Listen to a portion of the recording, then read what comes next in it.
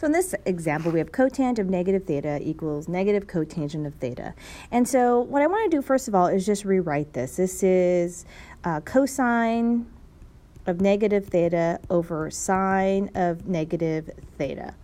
And then just remember that cosine is even, so really that just changes to cosine of theta. And the bottom one is negative sine of theta. Then if we simplify further, cosine over sine is cotangent of theta.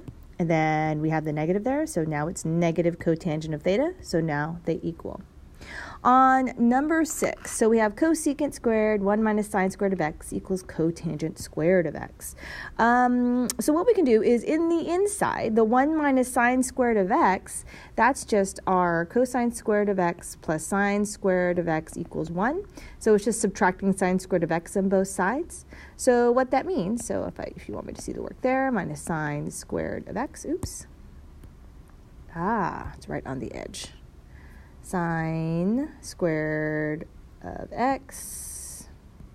Okay, so cosine squared of x equals the 1 minus sine squared of x. So what that means is I can substitute that inside. So cosecant squared of x times cosine squared of x here. Then cosecant squared of x is just 1 over sine squared of x times cosine squared of x.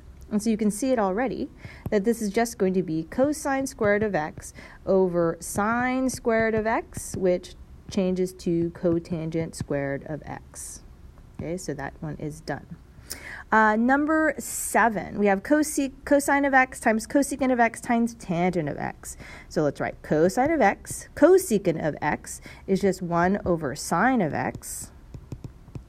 And then our tangent of x is sine of x over cosine of x. So now we can just cancel things out. Sine cancels, cosine cancels. So therefore, the final answer is 1.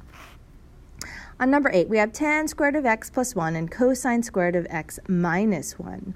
So we can simplify that. Tan squared of x plus 1, that is secant squared of x.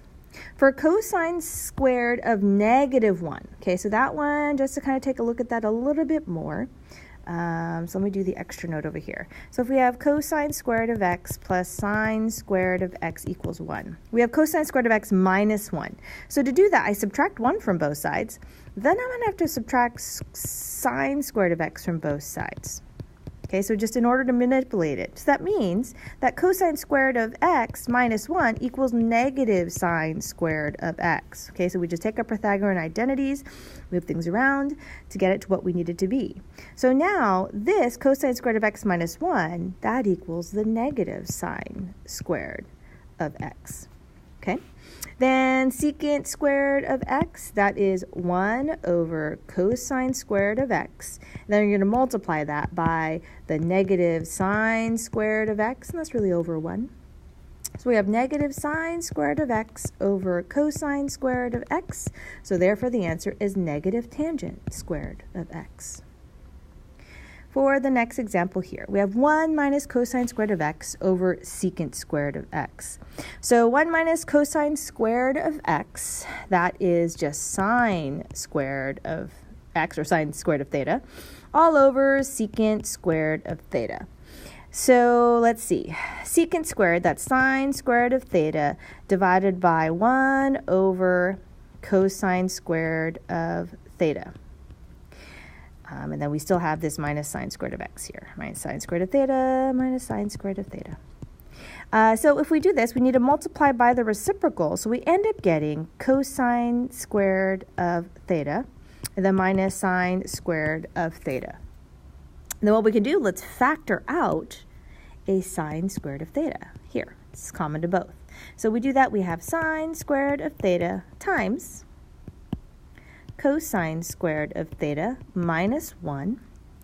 And then the cosine squared of theta, just from before, that just equals negative sine squared of theta. And then we're going to multiply that to the sine squared of theta. So that ends up becoming negative sine to the 4th of theta. Okay?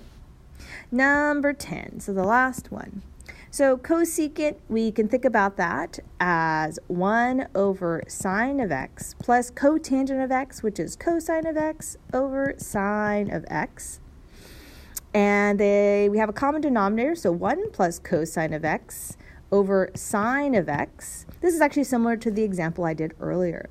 So I see that there's a 1 minus cosine of x here, and I don't have that here, but it's close.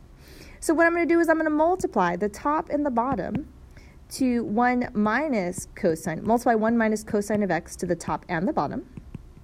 Here we go.